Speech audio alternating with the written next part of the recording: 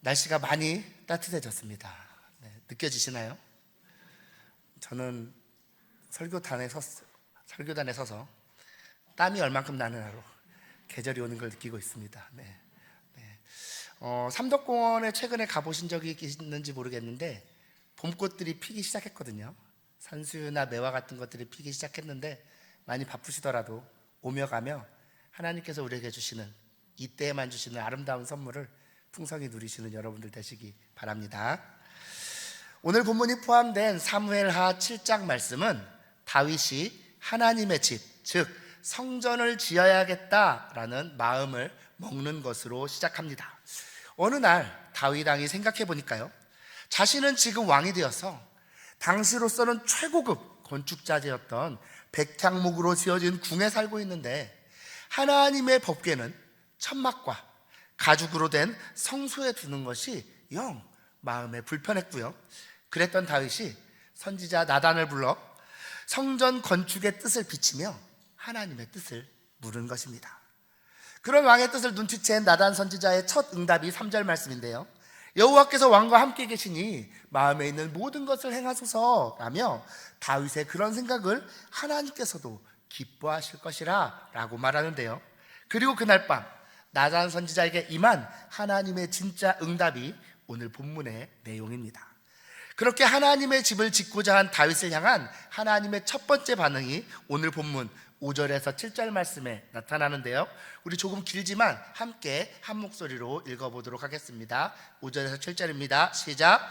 가서 다윗에게 말하기를, 여호와께서 이와 같이 말씀하시되 네가 나를 위하여 내가 살 집을 건축하겠느냐? 내가 이스라엘 자손을 애굽에서 인도하여 내던 날부터 오늘까지 집에 살지 아니하고 장막과 성막 안에서 다녔나니 이스라엘 자손과 더불어 다니는 모든 곳에서 내가 내 백성 이스라엘을 먹이라고 명령한 이스라엘 어느 지파들 가운데 하나에게 내가 말하기를 너희가 어찌하여 나를 위하여 백향목 집을 건축하지 아니하였느냐고 말하였느냐. 아멘. 무슨 말입니까?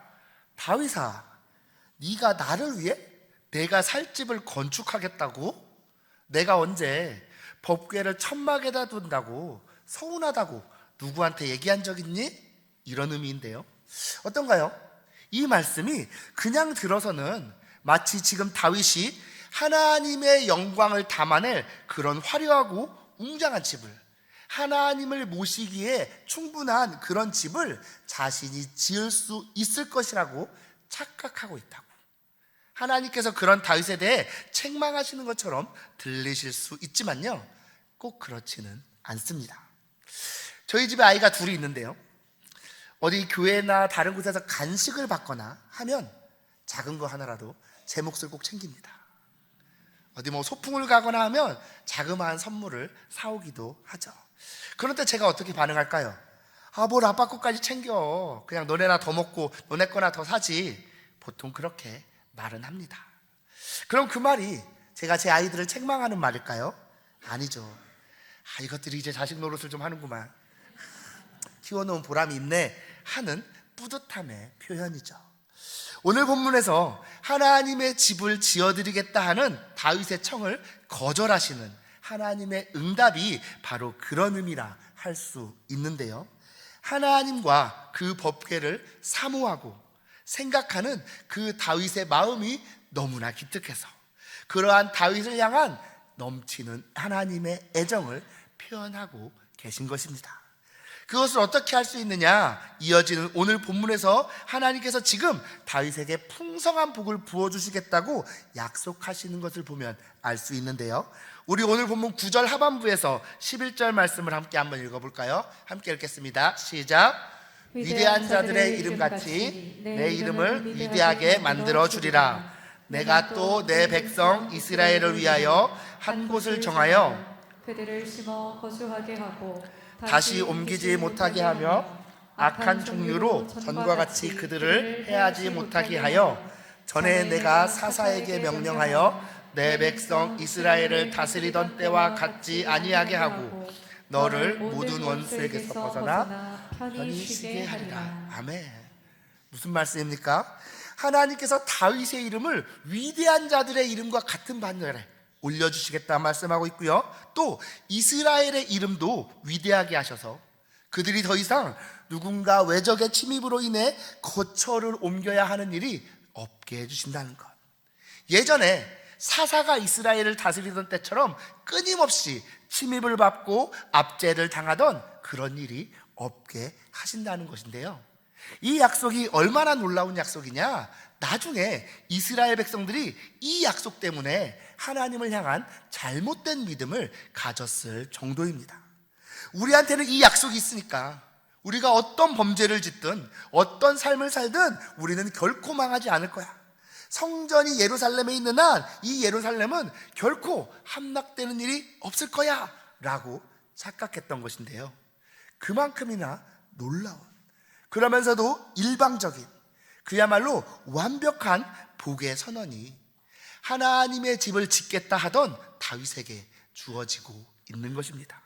심지어요, 하나님의 약속은 거기 멈추지 않고 하나님께서 자신의 집을 지어주겠다는 다윗의 청을 거절하시는 대신에 도리어 11절 하반부 말씀에서 하나님께서 다윗의 집을 지어주시겠다 말씀하시는데요, 우리 11절 하반부에서 13절까지 말씀도 함께 읽어볼까요? 시작. 여호와가 또 내게 이르노니 여호와가 너를 위하여 집을 짓고 내 수완이 차서 내 조상들과 함께 누울 때에 내가 네 몸에서 날 내 씨를 내 뒤에 세워 그의 나라를 견고하게 하리라. 그는 내 이름을 위하여 집을 건축할 것이요 나는 그의 나라 왕위를 영원히 견고하게 하리라. 아멘. 여호와가 너를 위하여 집을 짓고, 이 말씀은요, 당연히 하나님께서 다윗의 왕궁을 새롭게 손수 지어주시겠다 하는 그런 뜻은 아니고요.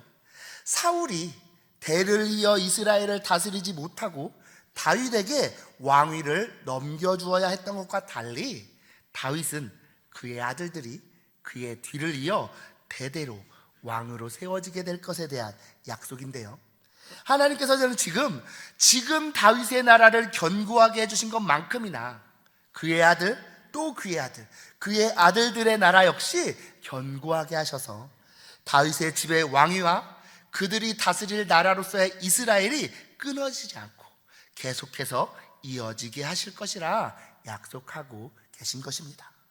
사실상 하나님께서요, 지금 다윗이 하는 마음이 너무 예뻐서, 다윗 때문에 너무나 기뻐서 하나님이 줄 수 있는 모든 선물을 다 풀어놓고 계신 것이죠. 우리만 해도요, 자녀들이 우리를 기쁘게 하고 우리가 원하는 그런 모습대로만 잘 자라주면 어떻게 할까요? 뭐든지 너 하고 싶은 거 다 해, 사고 싶은 거 해서 다 말해, 이렇게 하지 않을까요? 지금 다윗을 향한 하나님의 마음이 바로 그렇다는 것입니다. 여러분, 그렇다면 도대체 다윗의 어떤 점이 이처럼 하나님의 마음을 기쁘시게 한 것일까요? 다윗의 무엇이 하나님 보시기에 그토록 좋아서 이와 같은 큰 복을 약속하고 계신 것일까요? 다윗이 지어주려고 했던 그 성전이 하나님께서 너무나도 필요로 했던 그런 것이어서 그럴까요? 아니면 하나님도 부동산 하나 더 생기는 걸 좋아하시는 걸까요? 아닙니다. 하나님께서 친히 말씀하신 것처럼 우리 하나님은요, 그 어떤 건물에 감히 담을 수도 매일 수도 없는 분입니다. 온 천지를 당신의 처소로 삼으시는 분이시죠. 세상 그 어떤 건물 그 자체로는 하나님을 기쁘시게 할 수가 없습니다. 대신에요, 다윗으로 인해 하나님께서 느끼신 이 기쁨의 진짜 이유는 다른 곳에 있었는데요, 바로 다윗이 성전을 지으려고 마음먹은 동기였습니다. 그리고 그 동기가 무엇이었는지는 오늘 본문 이전에 사무엘하 말씀들을 통해 우리가 살펴볼 수 있는데요, 사실 다윗의 인생은 내내 전쟁의 연속이었다 해도 과언이 아닙니다. 엘라 골짜기에서 블레셋의 용사 골리앗을 물맷돌로 물리친 그 사건 이후로요, 다윗은 사울왕 아래에서 군대 장관으로 블레셋과 계속해서 전쟁을 벌여야 했고요, 사울에게서 도망친 이후에는 사울에게 쫓겨다니는 와중에 블레셋, 아말렉 군대와 전쟁을 치러야 했습니다. 사울이 죽고 난 후에는 전쟁이 끝났느냐? 그렇지 않고요. 사울의 아들 이스보셋과 또 계속 전쟁을 치렀고요. 사울의 집과의 전쟁이 다 끝난 후에는 다시 블레셋과 전쟁을 치러야 했습니다. 그야말로 이 전쟁에서 저 전쟁으로, 저 전쟁에서 다시 이 전쟁으로, 그렇게 전쟁으로 가득 찬 것이 다윗의 삶이었던 것이죠. 그러다가 사무엘하 5장 말씀에 이르러 안으로는 이스라엘의 왕으로 세워지고 예루살렘을 수도로 삼아 자신의 이름이 담긴 다윗성이라 이름하게 되면서 또 밖으로는 블레셋과의 전쟁을 승리로 이끌면서 다윗의 인생 가운데 처음으로 평화의 시기를 맞이하게 되는데요. 그렇게 다윗이 이스라엘의 왕으로서의 지위가 공고해지고 외부로부터의 침입도 없어지게 됐을 때 다윗이 어떤 마음을 먹게 되었는지가 사무엘하 5장 12절 말씀에 나타납니다. 우리 사무엘하 5장 12절 말씀 함께 읽어볼까요? 시작. 다윗이 여호와께서 자기를 세우사 이스라엘 왕으로 삼으신 것과 그의 백성 이스라엘을 위하여 그 나라를 높이신 것을 알았더라. 아멘. 이 말씀처럼요, 다윗의 지나온 모든 날들 그 가운데서의 하나님의 보호하심과 승리케 하심, 다윗이 그 자리에 오르기까지 모든 일어난 일에 대해 다윗은요 자신의 운, 자신의 공로로 여기지 않았고요, 대신에 하나님께서 자신을 위해 모든 것을 이루어 주셨음을 인정하고요, 하나님만이 진정한 왕 되심을 고백하는데요. 그러한 배경 아래 오늘 본문에 와서는 다윗이 하나님의 집을 짓기로 마음을 먹은 것입니다. 이러한 다윗의 마음은 사무엘하 7장 1절 말씀에도 나타나는데요. 우리 1절 말씀 함께 읽도록 하겠습니다. 시작. 여호와께서 주의 모든 원수를 무찌르사 왕으로 궁에 평안히 살게 하신 때에. 아멘. 여러분 어떻습니까? 다윗이 하나님의 집을 지어야겠다라고 생각한 때는요, 다윗 자신이 주위의 모든 원수를 무찔러 궁에 평안히 살게 된 때가 아닙니다. 하나님께서 주위의 모든 원수를 무찔러 주시사 자신으로 하여금 궁에 평안히 살게 하신 때였죠. 무슨 말입니까? 이처럼 하나님의 집을 짓고자 하는 다윗의 마음에는 지나온 모든 날 동안 하나님께서 다윗 자신에게 베풀어 주신 은혜, 하나님께서 행하신 모든 일들에 대한 인정과 고백, 감사가 담겨 있었던 것입니다. 그런가 하면 오늘 본문 8절 후반부와 9절 상반부 말씀을 한번 다시 볼까요? 우리 함께 읽도록 하겠습니다. 시작. 내가 너를 목장 곧 양을 따르는 데서 데려다가 내 백성 이스라엘의 주권자로 삼고 내가 가는 모든 곳에서 내가 너와 함께 있어 내 모든 원수를 내 앞에서 멸하였은지. 아멘. 여기 보시면요, 하나님께서 친히 당신이 그동안 다윗에게 행하신 일, 다윗을 통해 이루게 하신 일들을 말씀하시는데요, 하나님도요 그동안 다윗의 삶 가운데 일어났던 모든 일들, 다윗이 성취한 모든 일들에 대해 당신이 친히 행하신 일이라 말씀합니다. 무슨 말이냐? 그동안 다윗의 삶에 대해서요 다 하나님께서 행하신 일이라고. 다윗, 하나님 모두가 같은 마음, 같은 생각을 품고 있었다는 것입니다. 이처럼 하나님의 집을 짓고자 하는 다윗의 마음엔요, 지나온 모든 날을 하나님의 은혜로 알고 고백하는 마음이 있었고요, 그 마음은 바로 하나님과 같은 마음이었기에 하나님께서 그런 다윗에게 큰 복을 약속하시며 하나님께서 친히 도리어 다윗의 집을 지어주시겠다 하신 것이죠. 지나온 시간들에 대해 하나님의 은혜임을 고백하는 것, 그것이 바로 하나님께서 다윗을 기뻐하사 복을 약속하신 이유였던 것입니다. 사랑하는 성도 여러분, 우리의 인생 역시 집을 짓는 것과 같다 할 수 있습니다. 어떤 사람은 평생 열심히 일하며 최선을 다해 자신과 가족만을 위한 집을 짓기도 하고요, 어떤 사람은 다윗처럼 하나님의 집을 짓고자 하는 삶을 살기도 합니다. 만약 우리가 우리 자신만을 위해 평생을 들여 집을 지어간다면 그런 집은 말 그대로 모래 위에 짓는 집이라 할 수 있는데요.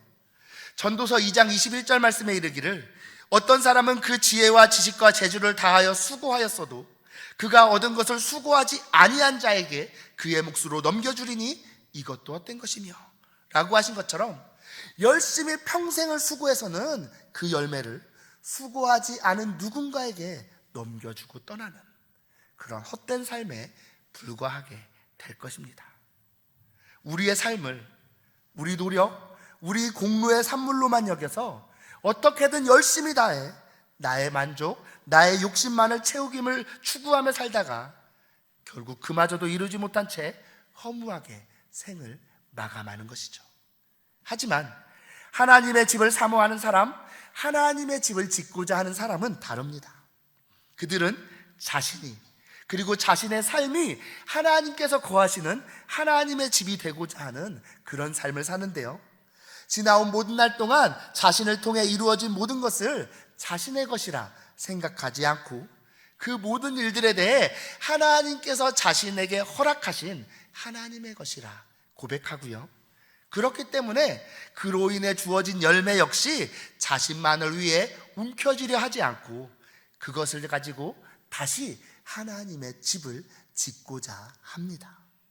여기서 하나님의 집을 짓는다는 것은 하나님을 담아낼 만한 멋지고 화려한 건물을 짓는다는 말이 아니고요.